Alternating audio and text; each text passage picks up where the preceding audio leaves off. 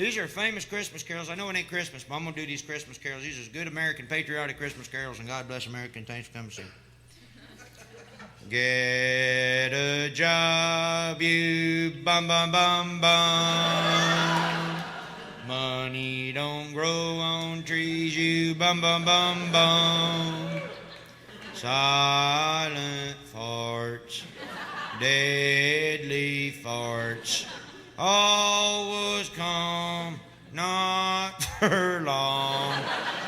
Oh, come, all ye legal foreigners, come and get them green cards and learn some damn English and then how to drive.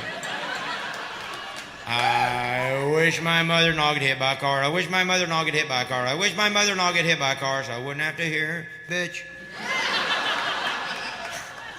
Blue balls, it's dollar night at the titty club. See them dance on my pants, soon it will be bathroom time. You better watch out, I think she's a guy, I ain't quite sure but something ain't right. Janet Reno's coming to town. Donnie the retard had an 8-pound waterhead. He was 5'3" and he said to me, "My name's Donnie." The first queer Santa Claus wore red leather chaps and a pair of white shorty shorts that had a hole in the back. I pissed my pants, the toilet was just too far. I drunk too much damn beer. I tried to hold it in, but my bladder just gave in. And I pissed right through my drawers, right through my Wrangler drawers. I pissed my Wrangler drawers. Get her done, everybody. This is a Lab Media production. The Lab podcast is both extreme and bold, so if you're faint of heart, call the medics now. Join the law-abiding biker community, where every voice is important. at lawabidingbiker.com. If you want to be entertained and educated, then look no further. You can listen to the Lab podcast on iTunes, Zoom, BlackBerry, Stitcher Radio, or right from lawabidingbiker.com.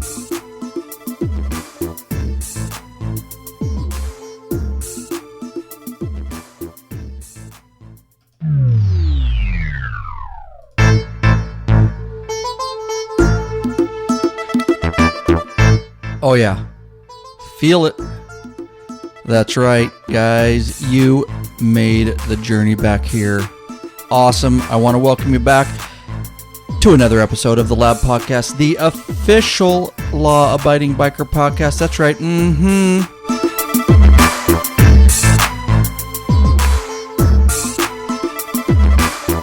That's right. You know it. We talk about everything here. Motorcycling, motorcycles, trends, ride reviews, equipment reviews, motorcycle laws and issues, clubbing, motorcycle television and media, smartphone app reviews, and so much more. Make no mistake about it, folks. This is a podcast for any, that's right, any law-abiding motorcycle enthusiast. We are the majority, after all. The big MM, the 99%ers.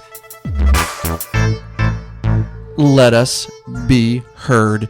Get ready, put your kickstands up, folks. Roll that throttle back and hang on as I come at you with another Lab Podcast.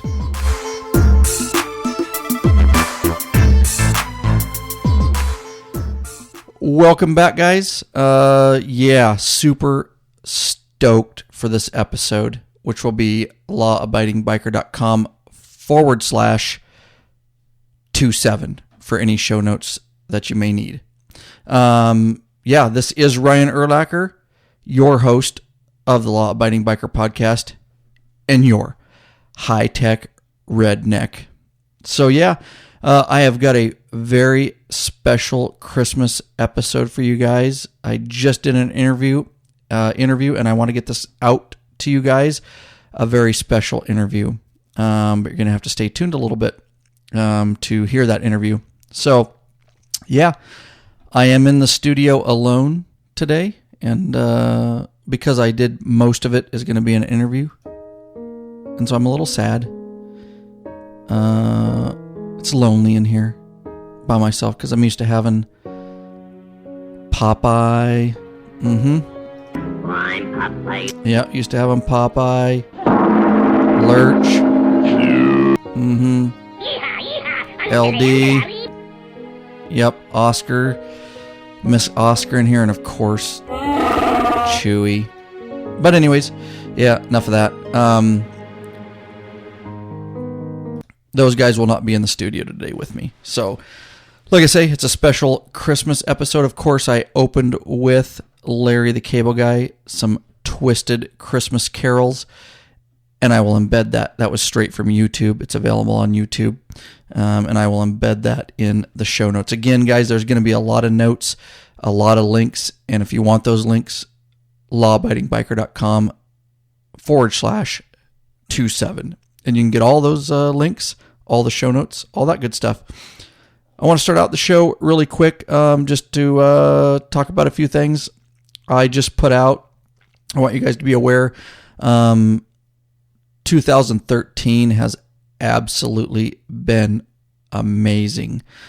And what I mean by that is we started the Law Abiding Biker podcast up in early March of 2013, and the support that I have got and we have got has been absolutely phenomenal.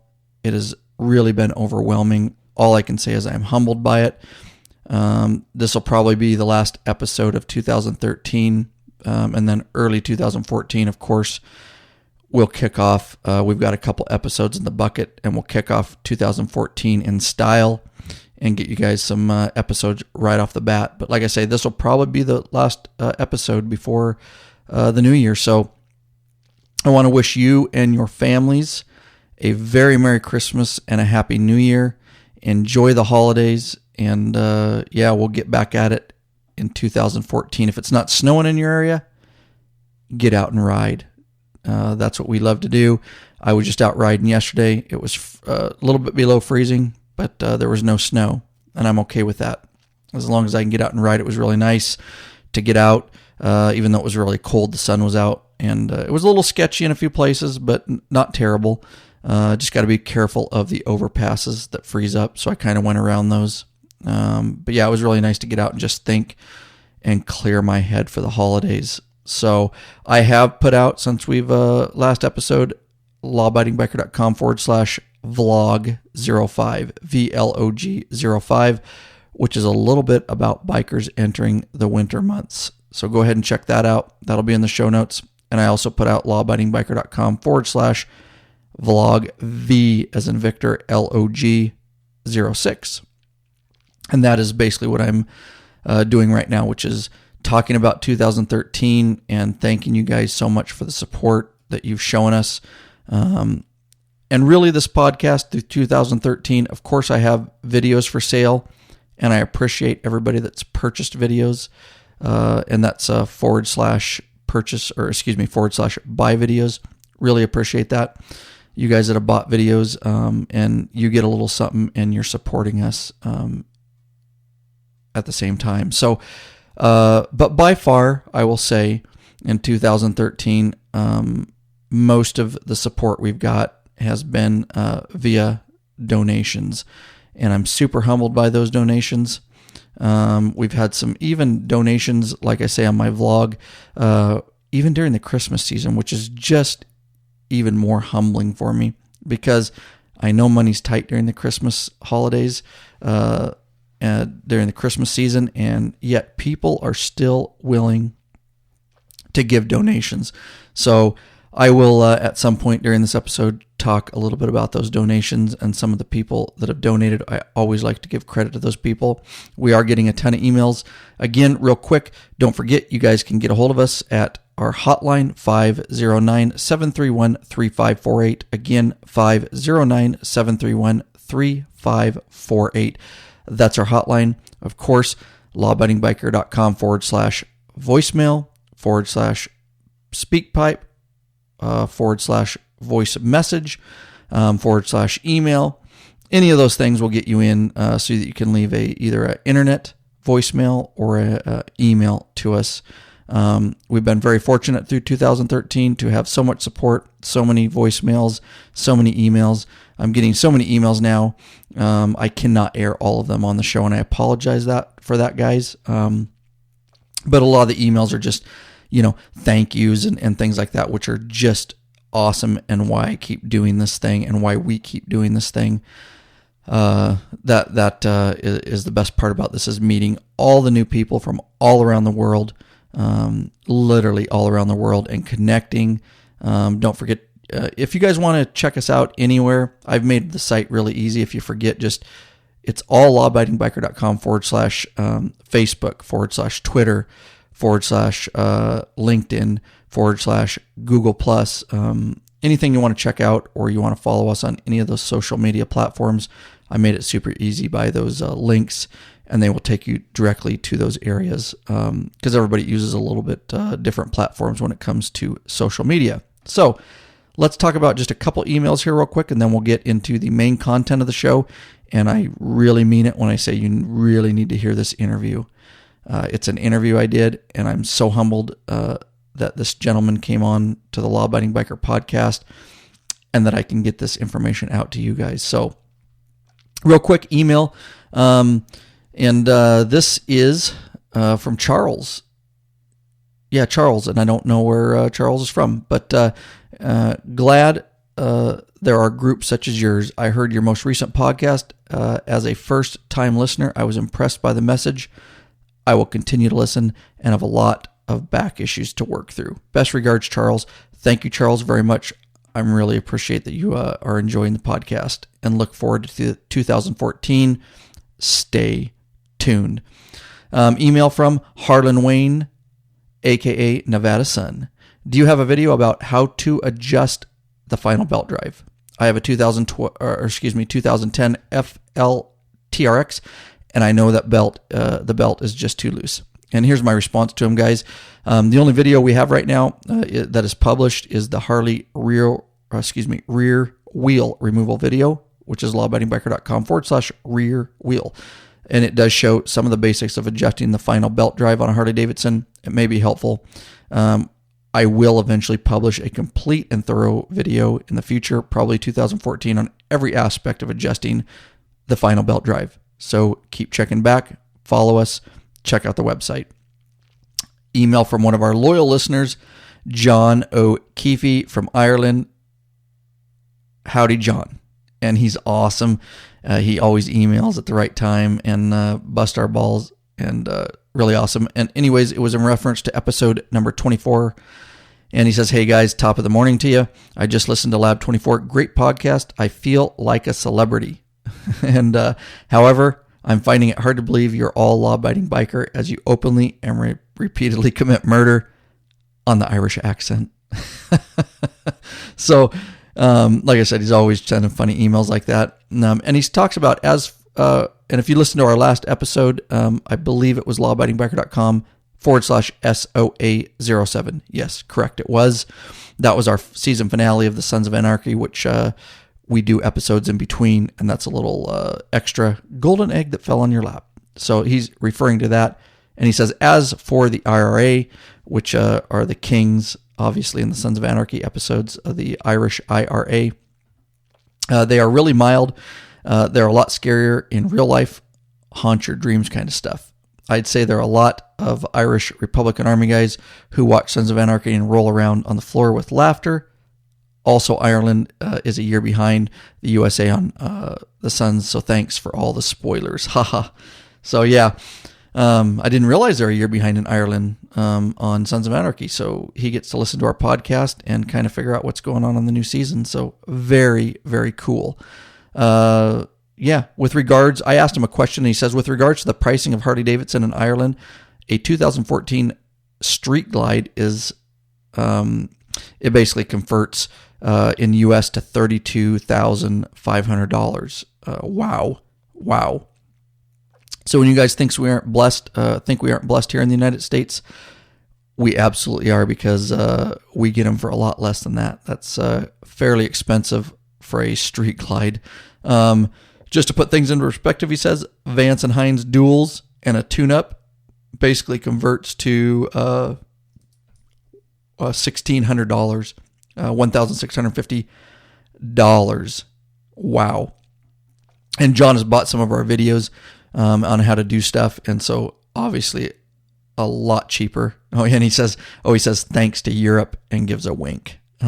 Keep up the good work. He's also going to send us a voicemail someday so that you can hear a true Irish accent. Until then, God bless and take care. God bless back at you, John O'Keefe. Thank you for being so involved. And John has given so many donations to the show. It's unbelievable how much he supports our efforts. So next, real quick, and then we'll get into our interview from Mike via our website comments. And again, guys, you can comment right on the website. And this is lawabidingbiker.com/street glide special is where he made the comment. Hey, Ryan, great site, my friend. Glad I found your site. Will, in all probability, be donating for some of your videos. I have had a question that I'm curious of. Do all 2014 street glides have an adjustable air shock for the rear that you can change the PSI by adding or removing air, or do some have dials and others the ability to increase or decrease the PSI with a pump? Thanks, my friend, for a great site and very informative videos, Mike. All right, Mike, thanks for your inquiry, buddy. And my 2014 Street Glide Special SGS does not have adjustable rear shocks. I think the regular Street Glides may have adjustable shocks, and I need to get down, guys, and look at that for you. I'm going to do some follow-up on this.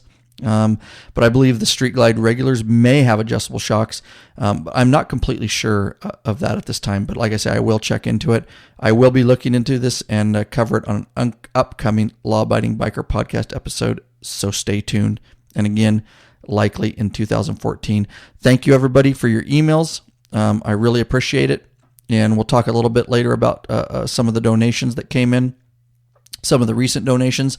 We've got some recurrent donators that constantly donate, and that to me, like I said, I'm just humbled by this whole thing. So thank you guys for 2013. I really want to ramp it up in 2014, and with your support, the sky is the limit, and I really mean that.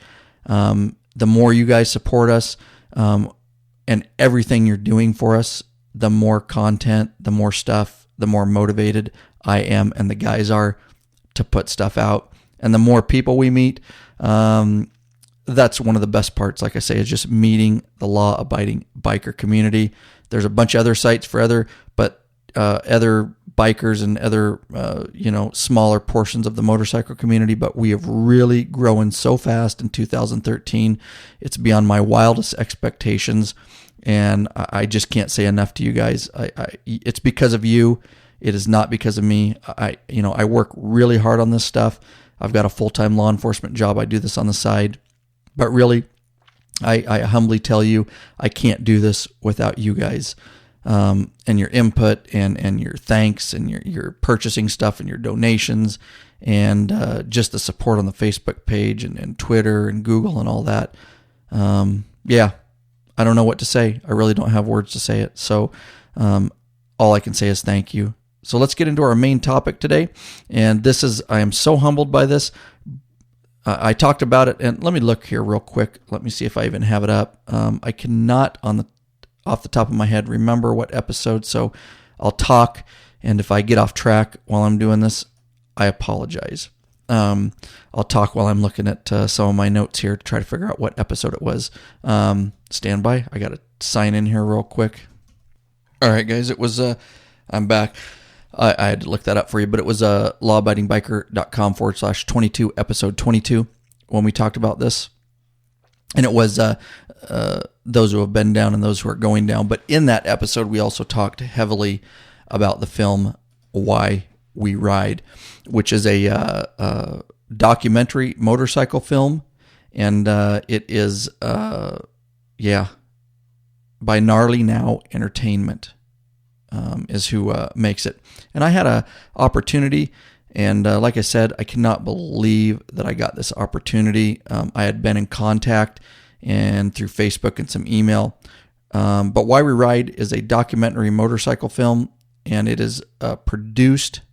Producer and director of that film is Bryan Carroll. And like I say, if you go back to episode 22 of our podcast, we discuss it quite a bit. We didn't know quite as much as we do now about it.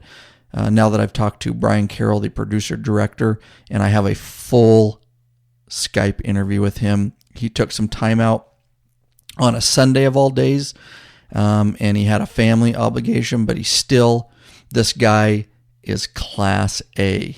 Let me tell you, he took his time out. He Skyped me right on time, and I'm telling you, we really need to support this guy and his endeavors and Gnarly Now Entertainment. Not everybody will come on an interview, and especially on a Sunday. So props to Bryan Carroll. Thank you so much. Again, guys, we're going to do the interview. I'm going to play it, but there's going to be a lot of links we talk about, and there's a lot of information. So if you don't get it all, don't worry. Just lawabidingbiker.com/27, and that will get you right to all the show notes and all the links, because I think you're going to learn a lot, and I think you're going to want some of the links to maybe bring this movie to a town near you, or to your town, I should say. So, Bryan Carroll is the interview, and they are out of Simi Valley, California. That's where Gnarly Now Entertainment. He's a very humble guy. He has some very interesting views on things, and kind of how he's running Gnarly Now Entertainment, what his goals are, and things like that. And of course, all about the movie Why We Ride.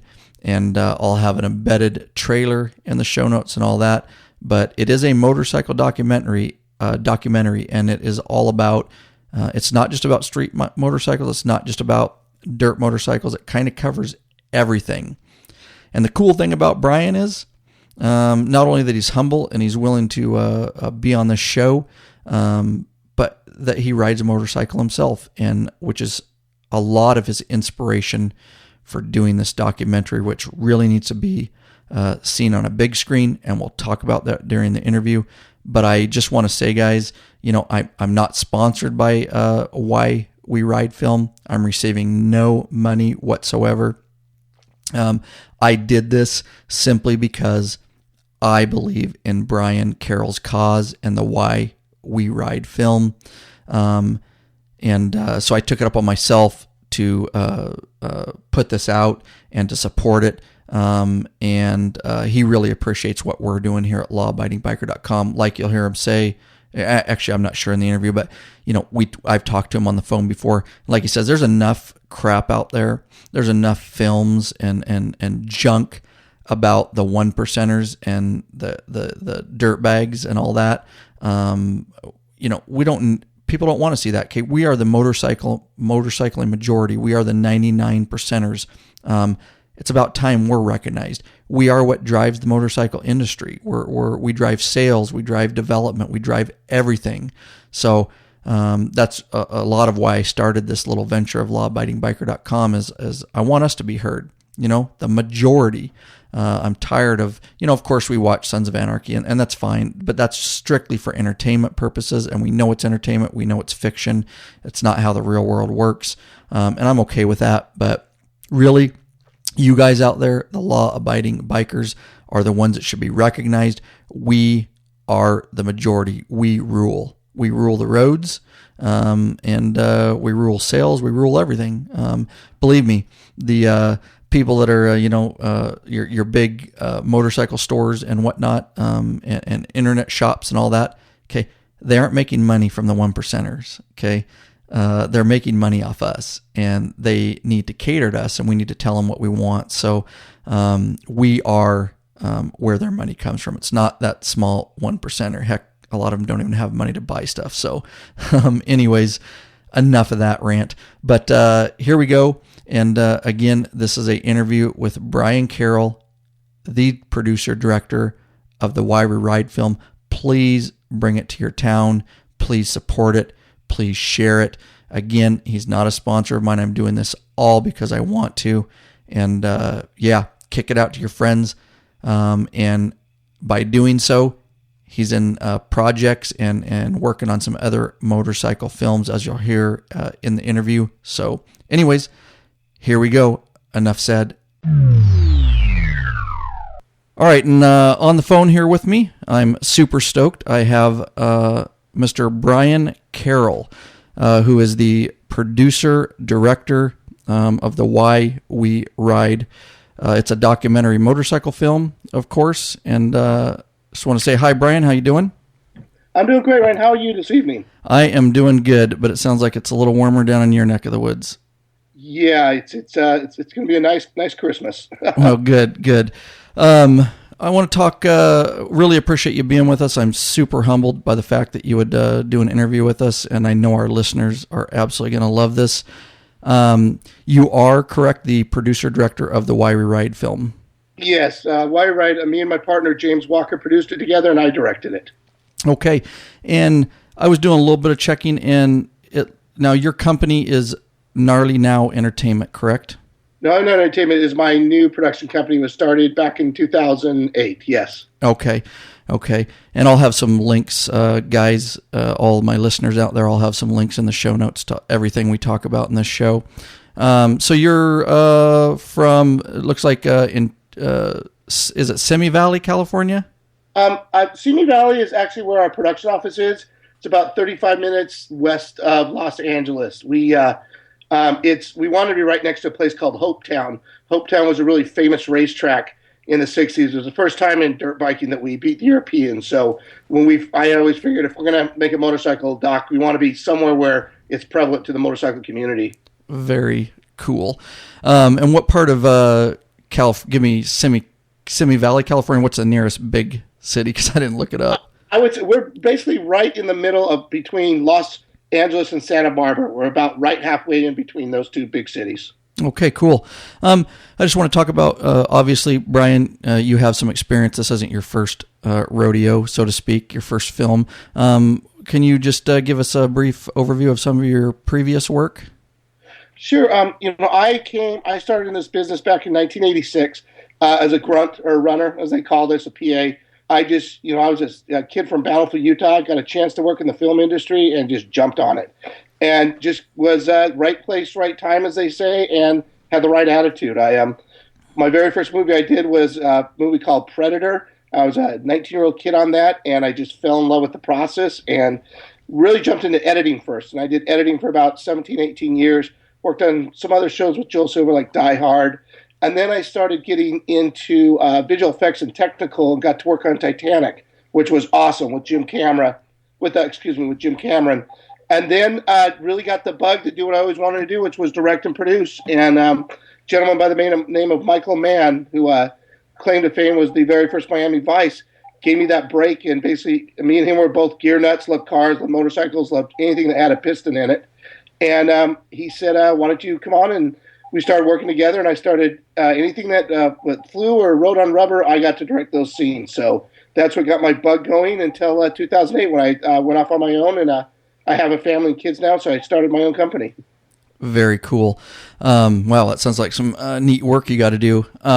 So let's we'll get into our current, what we're talking about, and why we ride. I just want to get a little background on you, but the Why We Ride film, and of course the Law Abiding Biker podcast and media, we've heavily promoted you just because I heavily believe in a film like this and kind of what. And I'll tell you, Bryan, I have not seen the film. I am waiting, and we're going to get to that because I know I can get it on DVD right now, but I don't want to do that.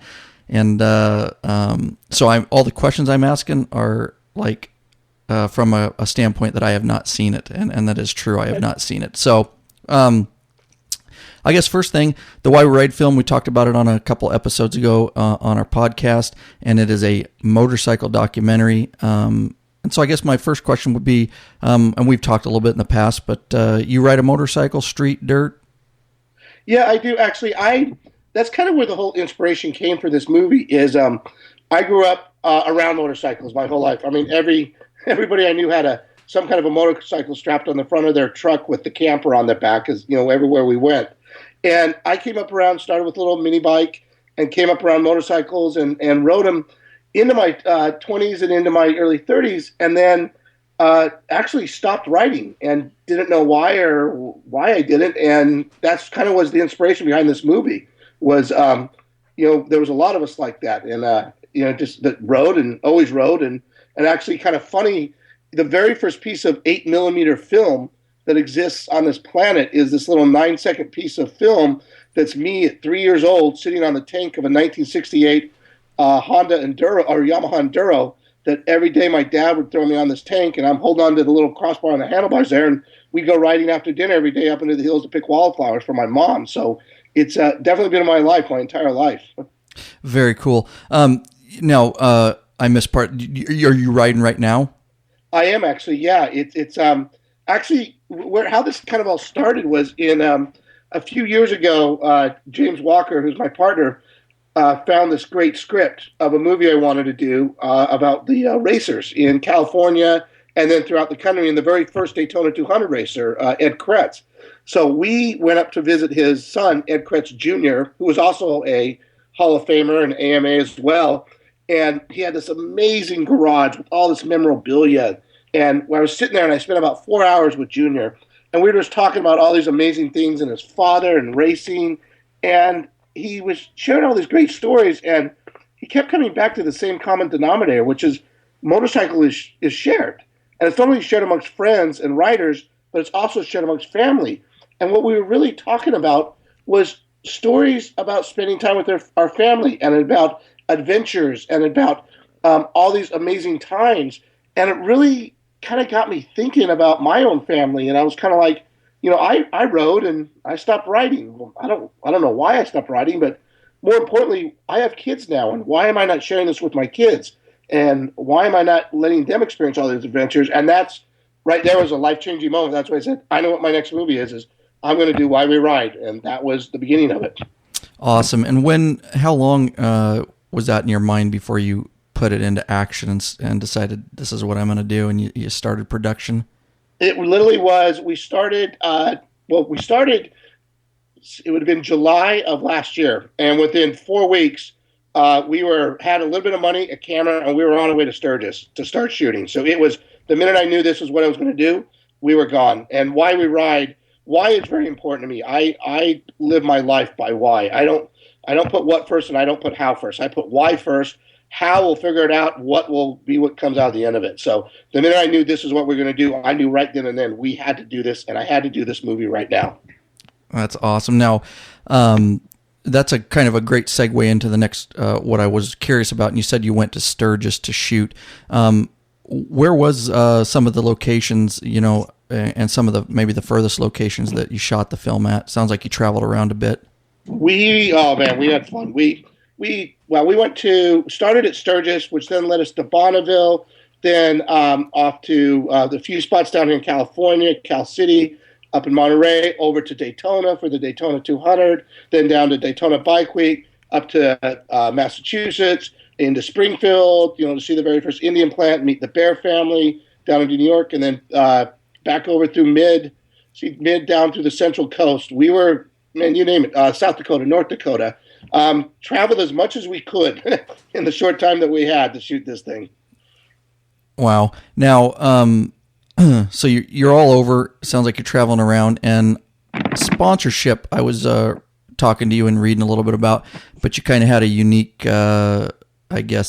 way of doing sponsorship, which sounds like there was none.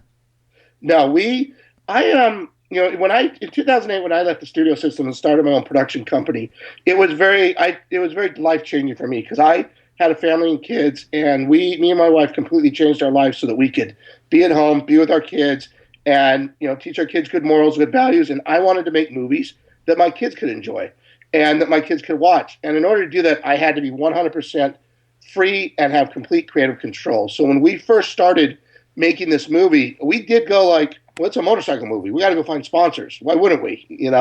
But I realized really early on, along with my partner James, that if we even had so much as a person who was one of our financiers that even owned a motorcycle shop, that we couldn't be true to the movie, and we couldn't be biased, and we would have to show favoritism.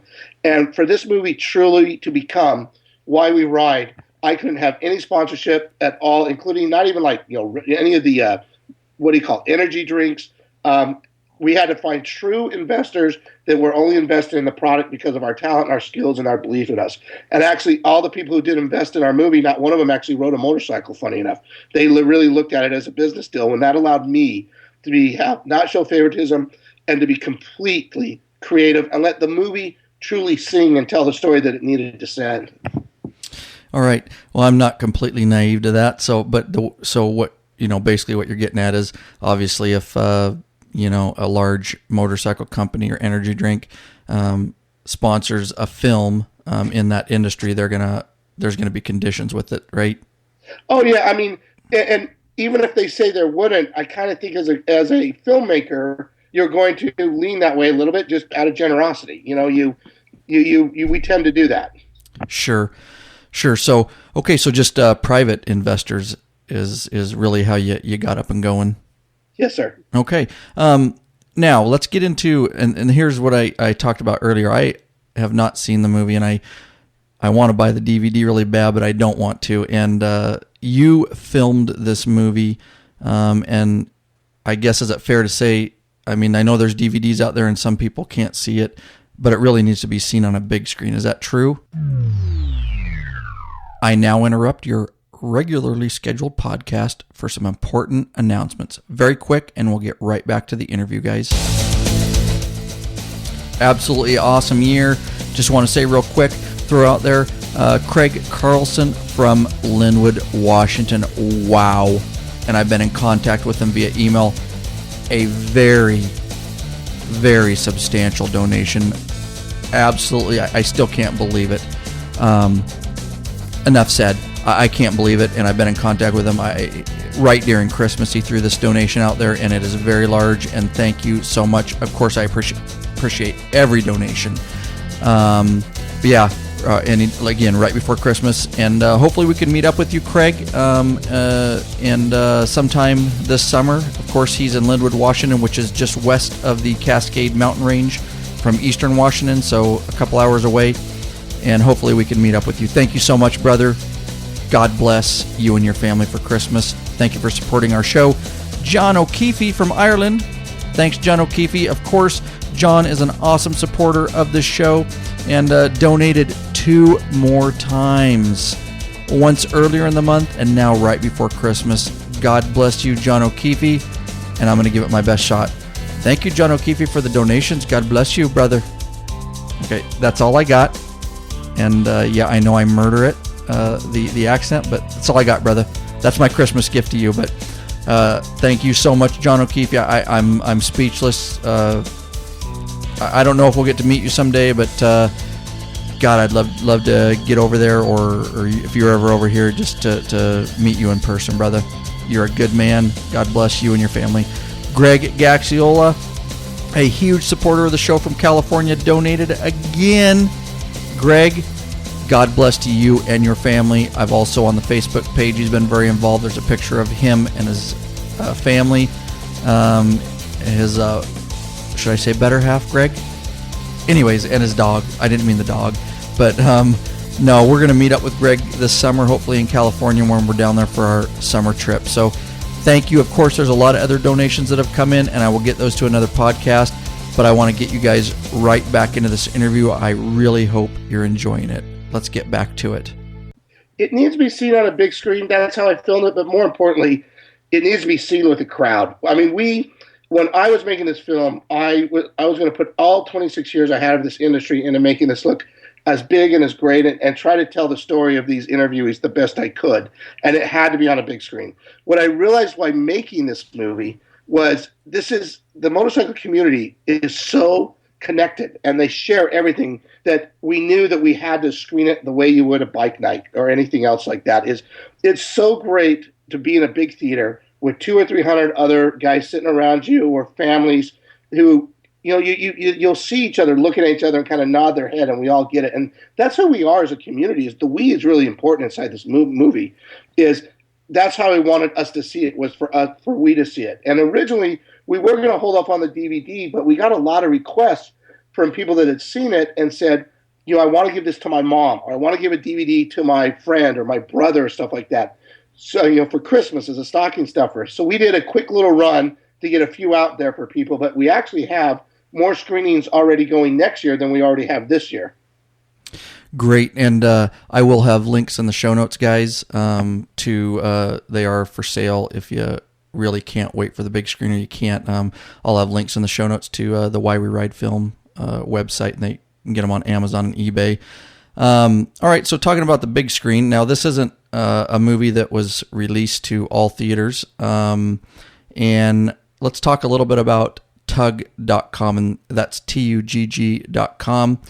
And about the screening kind of deal. And I know we've talked about it, and I'm actually currently working on bringing the movie to my community. Can you explain that a little bit?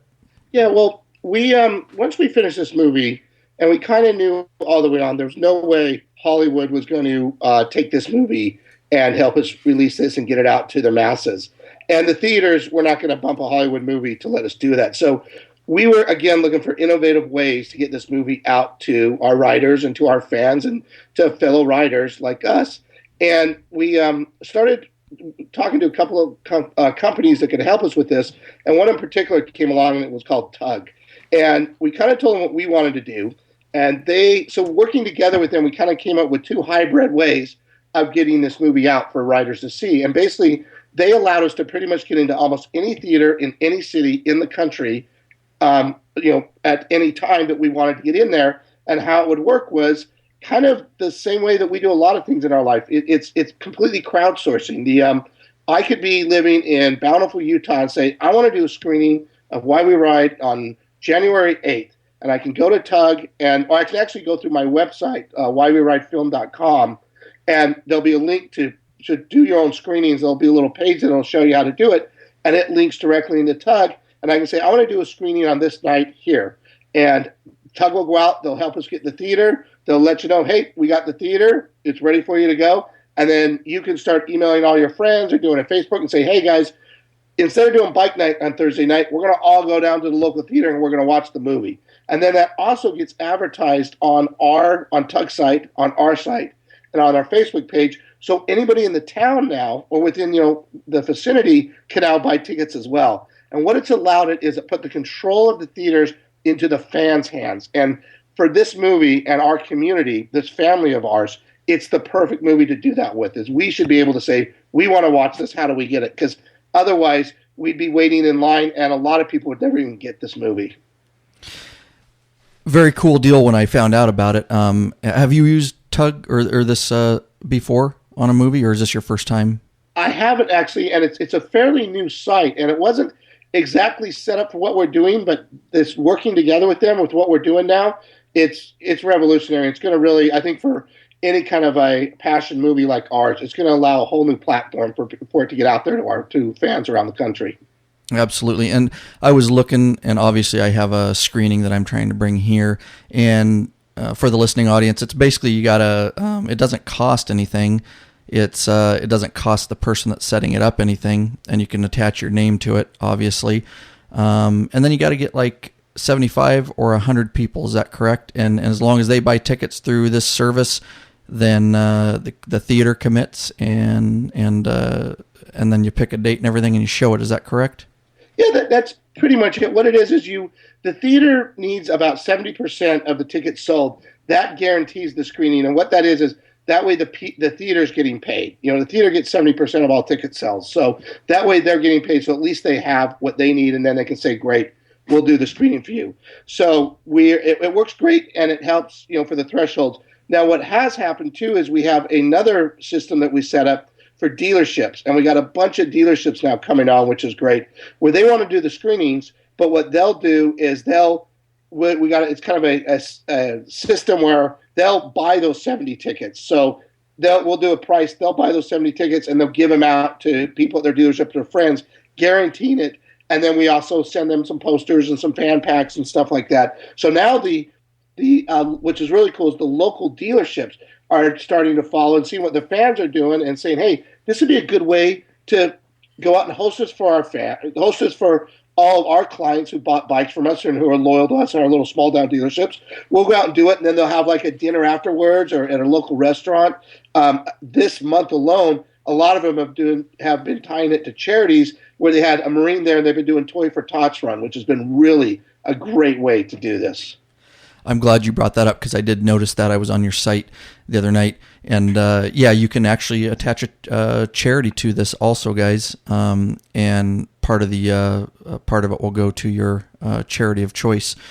So yeah, and I'll have links to, of course, to the show notes if you want to bring that to your area. And then also and I obviously people don't do it for the money, but there is whoever sets it up just for some of your efforts. There's like a 5%, I think. You get 5% of the sales or something like that. Yeah, it's kind of cool because, like, if you're setting it up, you're going to be doing a little bit of work because you're going to be emailing people and you're going to be, working it and trying to get it out there. So what they did, which is kind of cool, is over that threshold. Excuse me. So yeah, it's kind of cool because if you're setting it up, you're doing a little bit of work too. You're putting some time and energy into it. So Tug set it up where you can take that. They'll give you 5% of the ticket sales as well that you can use for that, or you can donate that, or you can use that to maybe pay for, whatever you want to do with it. So they set it up. They set it up that everybody's involved, and that's very much kind of our community. Is we're all kind of a big family. Absolutely. Now, the Why We Ride film, of course, I've seen the trailer and multiple times, and now this is for the listeners. This is a motorcycle documentary in general, so it's not specific to dirt bikes. It's not specific to street bikes or flat track. You kind of hit the whole array. Is that right? Is that fair? Yeah, it really is an inspiring adventure into the world of motorcycling, and it's told by everybody from famous racers to passionate riders to just everyday families who ride together on this road to life that we live on. All right. Now, all right, so Why We Ride Film, guys, and again, the website is whyweridefilm.com if you want any further information. Anything else specifically about the film, Bryan, that I didn't ask that you want to get out to our listening audience? One of the we've shown this to a lot of people, and one of the best, I shouldn't say best, we've shown this to a lot of people. I think one of the coolest responses we get is from people who are just one step outside, people who don't ride, or people who used to ride, or people who have a brother that rides. And they come out of this going, the thing they love the most is the passion. And hearing these people talk about their passion and out there living each day for passion. And, that's what's so cool about the motorcycle community is they really do have a passion and they live for that passion. And I think that is probably one of the greatest things that I feel this movie has really done is to show people that even if you're not passionate about motorcycling, be passionate about something and go at it with everything you have. Absolutely. I'll tell you, if you're not into motorcycles and you get to see the trailer, you'll want to be into motorcycles. It's pretty awesome. Well, that's great. And so, yeah, you guys, if you want, get out there and try to bring that movie to your area. Now, are you working on any future projects, Bryan, as far as motorcycle stuff goes? Oh yeah, no, we're we have a joke in our business is if we could make every movie we wanted to make, we need to live to be about 500. So, but what we're really working on now is we show a little bit in our movie about mini moto and these 5 to 8 year olds coming up in the mini moto scene, and this has been huge in Europe and it's just now really hitting America, and it's such a great new way for kids to get into motorcycling. And for me, it's about family, it's about kids. We need to teach our kids. We can get them properly equipped, and we got to teach them why they're young and really get them interested in be in this sport and be in the sport safely, because it'll keep them in the sport longer. And this show, the mini moto part of this movie was something that really got to me. So right now we're in the process of trying to get ready to raise money for our next movie, and this actually will probably not be a documentary. I think we're going to do this as an actual kids movie, and it's kind of the Mighty Ducks meets motorcycles. So it's really about these kids mini moto, and it's going to be called Mini Moto, and just this amazing new sport that these kids are doing now. Yeah, that sounds really cool. That'll be a fun one. Now, are you working? I just read real quick. Are you working on a documentary too of the legendary motorcycle racer Ed Ironman Kretz? We're actually originally how this whole thing started was we actually had a script about his life at Ironman Kretz, and he won the very first Daytona 200, and we still have that, and that's a much bigger script. We're hoping that is going to be next in line or right after Mini Moto, but that's actually a movie about Ed Ironman Kretz and those guys and that amazing that group of human beings that were out there in the 30s in that Class C motorcycle area. The first Laconia, the first Daytona. All that stuff. So we're hoping to have that going as well within the next, hopefully 12 to 14 months. Great. And now, people that want to follow the Why We Ride film, what are some of social media platforms that are your best social media platforms that they can get on and follow the progress of this movie? The three best, of course, is get on our Facebook page. We have our Facebook page. We put everything up there. A lot of fans share their pictures from the screenings. I know we just hit 70,000 the other day. We're growing about 500 a day. It's a great way. The other way to do it is to go to our whyweridefilm.com, our website, and sign up for our email blast, because once a week the email blast goes out and lets you know whatever's new is happening, what screenings, what countries it's coming out in next. Those two things are a lot of fun. And the Facebook page is the main one because everybody's talking, and there's such a great community going on right there. And as you know, riders, it's motorcycle riders, they love to talk. We love to tell stories. And a lot of the stuff on Facebook, we just end up reposting. Some of these guys' stories, what some of these individuals are out there doing is just so incredible. Because, there is no more giving crowd. Motorcycle riders do more to raise money and to do more charity events than any other group in the entire country. And a lot of people don't realize that. Very well said. And we talk about that a lot on this podcast. Yeah, bikers are some of the most giving people in the world, no doubt about that. Now, I'm very involved on the Facebook page. I follow it, and I'll have a link to that. And then also you guys are on Twitter too, and I follow that too. I want to talk about your email newsletter. I strongly encourage you guys. I'm signed up for that, and it does come out, and sign up for the newsletter. It is awesome, and that's where I learned about the charity, that you can do charity events and stuff if you want to do with your screening. So very good emails and very good information. So Bryan, I just want to thank you so much. I'm humbled, very much humbled that you would take the time on a Sunday to Skype me and do this interview. You're definitely a Class A guy. I know I and the law-abiding biker community really appreciate what you're doing, and you are welcome on the show anytime you want to promote any of your stuff. Well, I really appreciate it, and I'm the one who's humbled as well. The one thing I learned in making this movie is, and why the we, and it's not why I ride or why 70 people ride, it's why we ride, is because there's no other community that believes in the we as much as we do. And that's probably the one thing I learned more out of anything else in finishing this movie, was that if you ride a motorcycle, you're not alone. You're automatically part of something that's so much bigger. And I just didn't realize how connected and wonderful this motorcycle community was. And I'm so glad it got me back into riding. I ride every morning now. I ride to work. It's having that connection. There's still something that you can't explain to people when you pass another biker and those two fingers go out low and his hand comes down low and you wave to each other and you look at the cars around you and you just go like, why are you all not sharing this amazing experience we're having at this moment in time? Awesome. Well said, Bryan. Gosh, thank you so much again. And maybe in the future, look forward to having you back on the show. Definitely. Anytime. Thank you so much, Ryan. This was awesome. You betcha.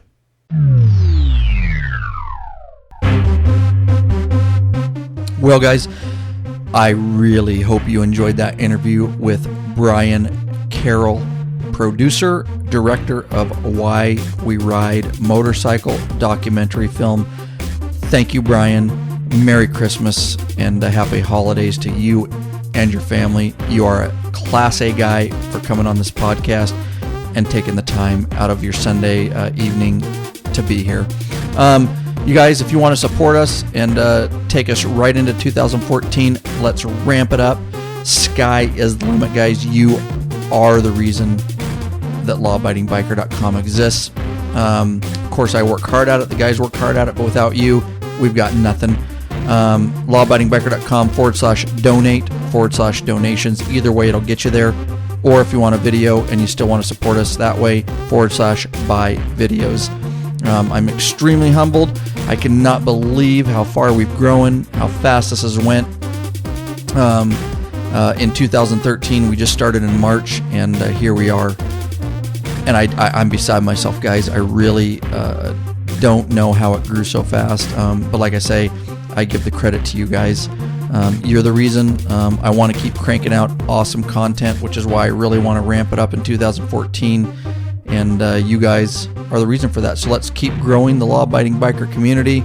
Let's all stick together on this deal. And like I say, support us if you can. And I understand it's the holidays. Totally understandable.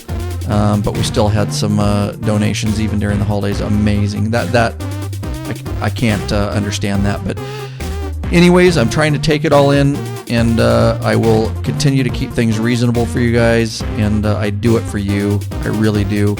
And all the connections I've made, all the new friends I've made, all the emails, just thank you guys. It really is awesome going into the holiday seasons, knowing all this. So anyways, don't forget to rate us on Stitcher Radio, iTunes, really easy. Of course, just go to the website, lawabidingbiker.com. There's tons of links. And also TuneIn Radio, BlackBerry, iTunes, Zune, I already said iTunes, but Zune, all that stuff. We're pretty much everywhere. It shouldn't be hard to find us. So anyways, guys, thank you. God bless each and every one of you and your families. Ride safe, guys. That's it. Keep the rubber side down and the shiny side up. Peace out from your host of the Law Abiding Biker Podcast, Ryan Erlacher.